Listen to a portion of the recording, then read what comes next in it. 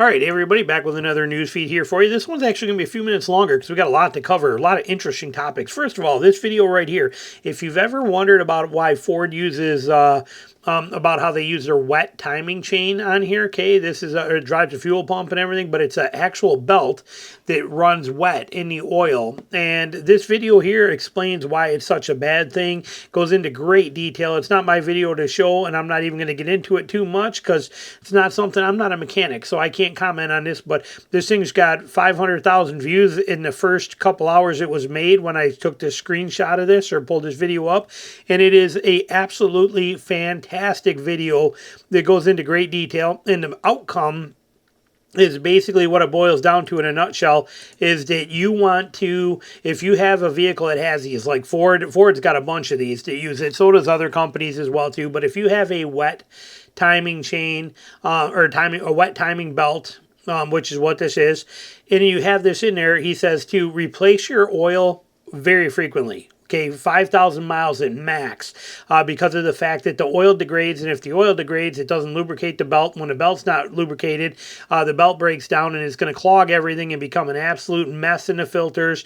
He goes on to explain everything again here and all these kind of details for you, and make sure you replace this thing every 100,000 miles, basically what it boils down to. Because these belts degrade, they're going to clog your pre-filter up with all the rubber particles in here. It's going to be an absolutely mess.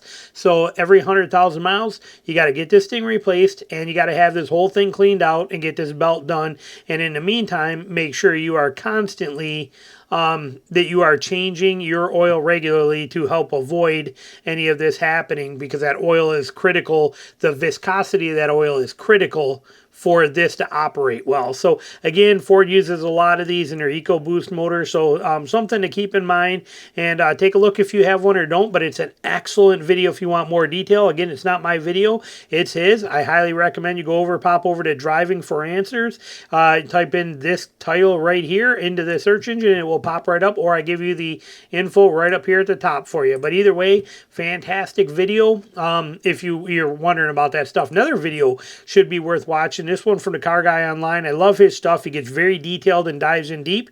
He just published this one 6 hours ago as I'm recording this, which is on 12:30 in the morning on 9/17 is when I'm actually recording this video.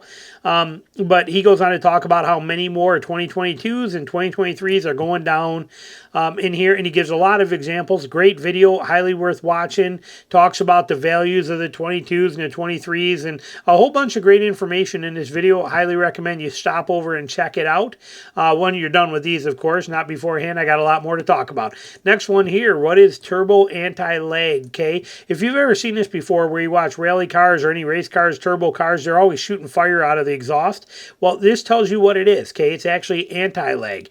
What it is basically is they use a bunch of different ways to do it, but it reduces the delay between the opening throttle and a turbocharger, delivering meaningful torque. What it basically does is it lets combustion happen in the actual exhaust manifold and the turbo, so it's basically spooled up all the time. So even when he lets off the gas, this turbo is still spooled, and as explosions are still happening, and they're happening in the exhaust manifold, hence the reason we're getting this out of here. Very hard on the motors, but it doesn't matter because of the fact that these guys are replacing turbos every couple of races. It says right in here, okay? It says, in racing, teams don't think twice about replacing turbos after a few races. Shade tree tuners on tighter budgets should be mindful of how much they use an anti-lag system, because it's brutal on the cars. But that is how it works. This article goes in to gives you some facts here if you want to actually pause it and read any of these. I'm not getting that involved in it because it doesn't really matter to most of us, but my thing was I wanted you to know why you see that. You see these cars all the time, boom, boom, boom, pop, pop, pop, pop, pop, pop, and you see the fire coming out of them. This is what's happening. It's actually done that way on purpose, basically to keep the turbo spooled all the time, so there's no turbo lag. So when they let off the gas coming into corners or whatever they do, and then they hit back on the gas, they don't have to wait for that turbo to spool up again. It's always spooled. When they let off the throttle, this thing's still firing like crazy. So that's basically what it does, how it works, and here is more information on it. Like I said, if you want to pause this and read it, you are more than welcome to, or if you want to pull the article up, you can. So hopefully that's helpful for you. And then this one here, this one is unbelievable. Okay, I thought OW20, like I have in my Gladiator, was pretty thin. It's kind of shocking. You know, I'm 50 years old. 30 weight was kind of the rule here. You know, 10W30 was pretty much what we always used for most of my life. Now all of a sudden here comes OW20. Well, then OW16 comes out, and I'm like, I'd never own a car with OW16. You want to know what has that in there? I'll show you, but we got more details to come from that, though. But here's the ones that have OW16, okay, and they are Toyotas and Hondas, okay.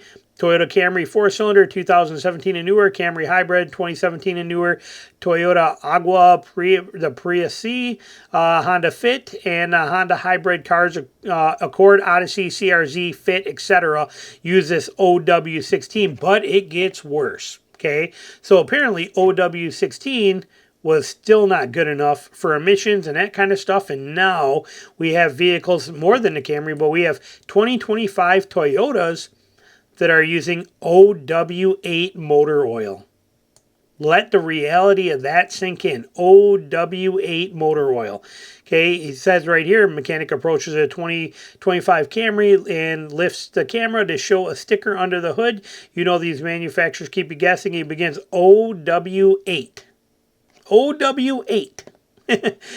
First time I ever seen that. What is it? Water, he asks in the video. Is OW8 too thin to trust? There's a first time TikToker criticized it. OW8 and questions its viscosity.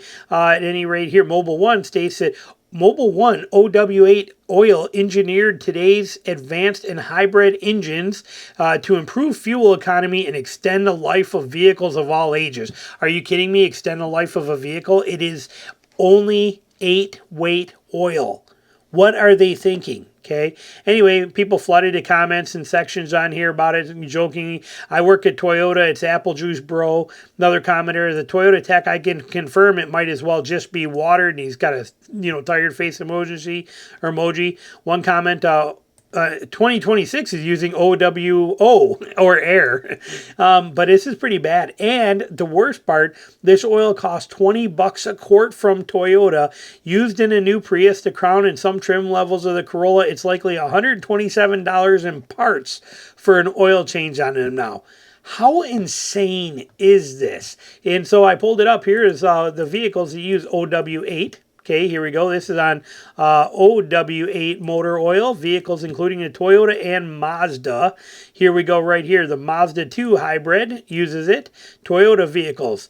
4Runner and hybrid technology has fuel efficiency models that require OW8. Not 4Runner like the vehicle, but it's the Yaris Cross, the Yaris Cross hybrid, all-wheel drive, regular, the Corolla 2-liter, the Crown, and the Grand Highlander. Both of the Grand Highlanders use this. How shocking is this that we are using an OW8 oil weight? I'd love to know your thoughts down below. Put them in here. Let me know what you think. This is pretty crazy in my opinion.